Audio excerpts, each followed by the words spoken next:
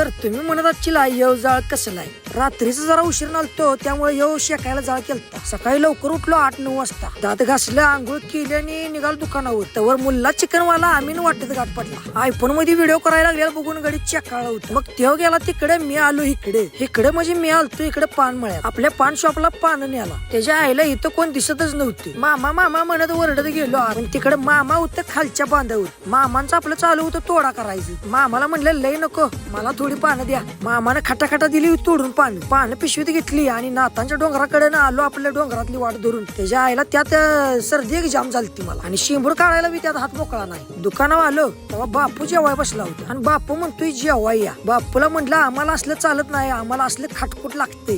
दुकानावरनं 4 वाजता घरला गेलो. शान घाण दारा पाणी आवरायला. 4 वाजता घरला जायचं हे आपलं रोजच टायमिंग आहे. बघा गडी किती खुश आहे. आयफोन घेतलाय ना व्हय, त्यामुळे व्हिडिओ चालू आहे आता. पण काय करायचं, टाळूवरची केस निघाली ती आता. तर वाटत गाठ पडला आपला लहानपणीचा मोठा मित्र बाळूला व्हिडिओ करतोय असं समजल्यावर बाळून केल्या पोस्ट द्यायला